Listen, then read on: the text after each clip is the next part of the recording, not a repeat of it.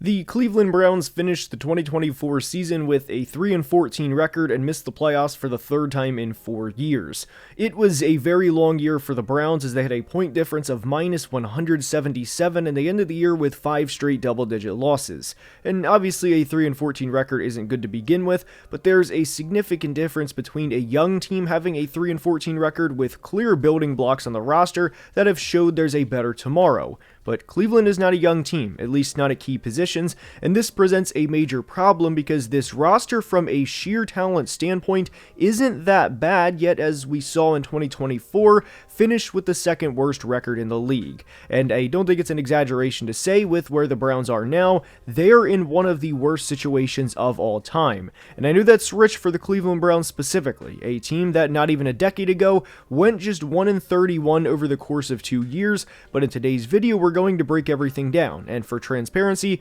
this is significantly more than just talking about Deshaun Watson's contract and how it impacted the Browns as to where they are today. Obviously that plays a part in where they are, and we will discuss Deshaun Watson, but it's a lot more than that, and we're going to break everything down in today's video. Now let's begin. And we are starting today's video by discussing what one of the problems heading into the 2024 season was for the Browns, regardless of anything that transpired during the 2024 season, was not having a clear solution at the running back position, at least not for the entirety of the 2024 season. I am a huge Nick Chubb fan, and we were all saddened by how his 2023 season ended, especially given that it was just week 2, and we knew by the middle of September that his season was over, and potentially his career too. That was a very scary night in Pittsburgh, and obviously we're not going to show the play out of respect to Nick, but heading into the year with Jerome Ford, Pierre Strong, and Deontay Foreman was not ideal, and I think that's an understatement. The Browns finished bottom 5 in rushing attempts, yards, and touchdowns in 2024, and you can certainly attribute some of that to simply being behind in a lot of games to the point of where they had to throw the football, but their yards per carry wasn't great either as they finished 23rd. And obviously there were a lot of justified questions heading into 2024 regarding Deshaun Watson and how he would play because, well, he didn't look like the player they traded for from the Texans during 2022 or 2023 outside of the second half of the Ravens game, of course. Watson had a season-ending injury in 2023 and heading into 24, knowing there were a lot of questions around Deshaun, I would have liked to have seen the Browns trying to upgrade the running back position more than they did. I know Jerome Ford had a decent 2023 season as he had over 800 rushing yards and even had over 300 receiving yards, but with how much the position can change at the snap of a finger, combined with the uncertainty of Nick Chubb's future, I would have liked to have seen another veteran back at the start of the 24 season. It is definitely worth noting, despite how fun the 2023 Joe Flacco Browns were at times, that the Browns finished 26th in yards per carry as a team and averaged just 3.9 yards per attempt in 2023, that is. I don't think that was the end-all be-all reason as to why the Browns weren't great last year, obviously, as the quarterback play was not good and we all know that, but one other thing that is unfortunate for the Browns that has happened multiple seasons in a row now that contributes to the situation they're in is injuries along the offensive line. Jack Conklin has played in just 13 games over the last 2 years and has played in 12 games or more just twice in the last 4 years,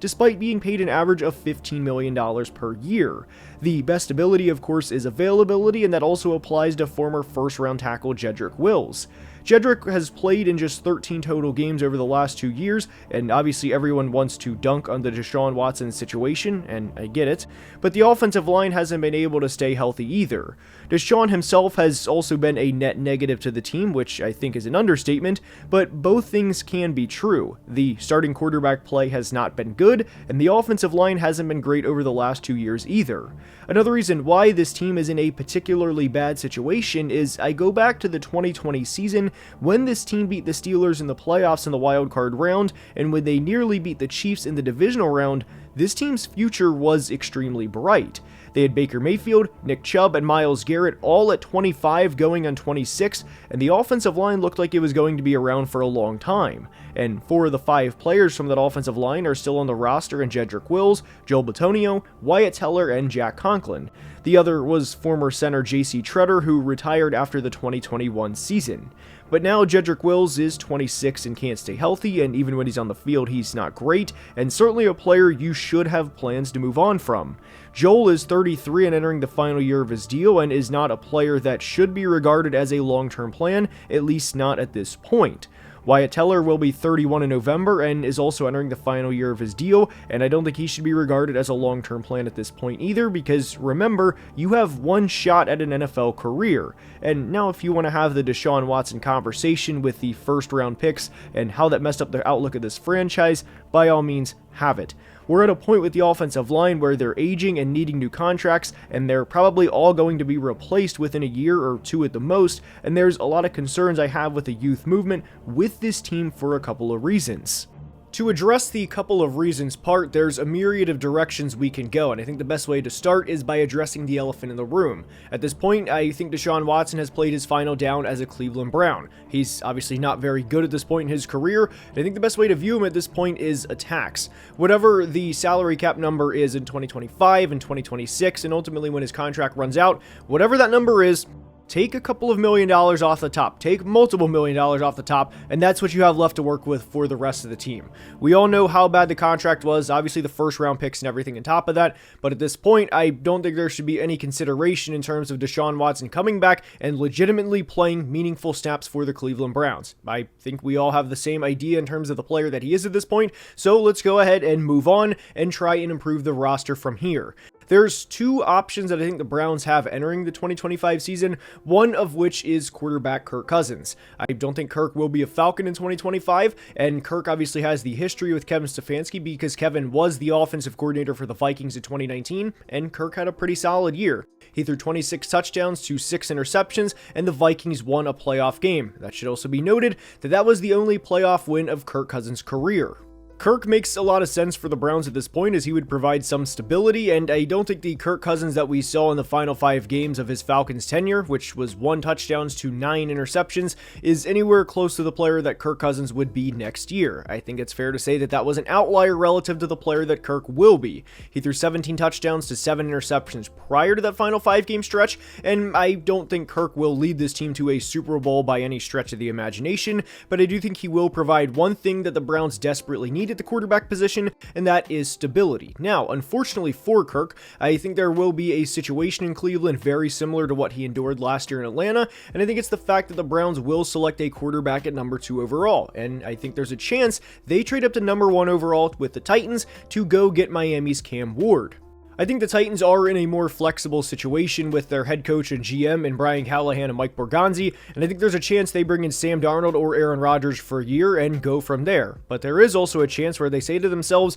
that Cam Ward is the clear QB1 in the draft, and no matter what Cleveland, the Giants, the Jets, the Raiders, or anybody offers, we are taking Cam Ward, and he's going to be our quarterback of the future, and at that point, I think the Browns would take Shedeur Sanders at number 2 overall. I'm also at a point with the Browns where I think they are going to do everything they can to have fans try and forget about Deshaun Watson and the impact that he has on the team's salary cap every year, and they are going to do everything they can to try and bring a quarterback in to have the fans root for and to be able to have a guy to believe in for the next couple of years, because as we know, Deshaun Watson is obviously not that guy. Some of the other concerns I have with the Browns relative to where they are now is the fact that they're going to have to replace a lot, if not all, of their offensive line from where they were in 2024, and that's not an easy thing to do. Joel Bitonio is a 7-time Pro Bowler and a 5-time All-Pro, and I'll go ahead and say it. I think he's a future Hall of Famer. Maybe not first ballot, but I think he'll eventually get in. Wyatt Teller is a 3-time Pro Bowler and a really good player when healthy. These are not going to be easy guys to replace, and I know Jedrick Wills has been up and down during his time as a Brown since being a first-round pick back in 2020,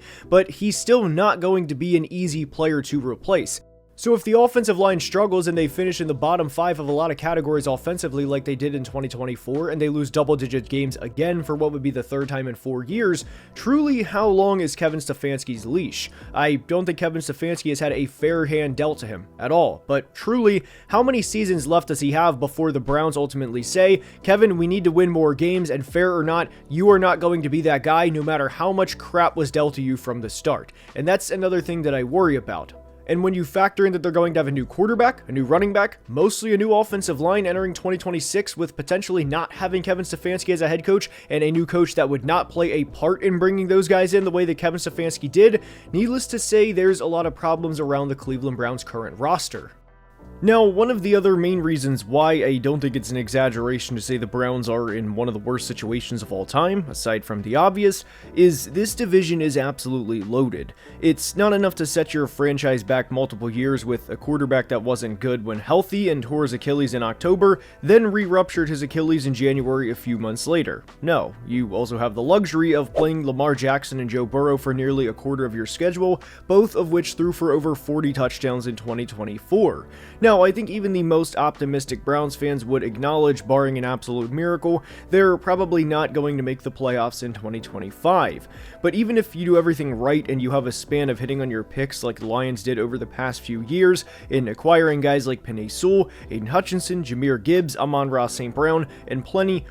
of others, you are probably still going to have to play Lamar Jackson and Joe Burrow twice a year, barring an Andrew Luck type surprise retirement, and then have the luxury of going against Josh Allen or Patrick Mahomes in the playoffs. Lamar and Joe Burrow were each born within a month of each other, as Joe was born in December of 96 and Lamar was born in January of 97, meaning both players are 28 years old, and I would be absolutely shocked if they're not there for at least another 6 or 7 years, and probably longer if we're being honest. So when you look at the Browns' outlook for a minute and think about what's ahead of them during the 2025 offseason, it's amplified knowing you have to play 2 Hall of Fame caliber quarterbacks 4 times per year for close to the next decade, which is an extreme disadvantage for a team trying to rebuild. The Steelers obviously aren't a bad team, and I have my gripes with the Steelers, and I think that stems down from ownership, but they've not had a losing season since 2003, which was in the pre-Ben Roethlisberger era. I don't think the Steelers have potential the way the Bengals or Ravens do at the start of each season,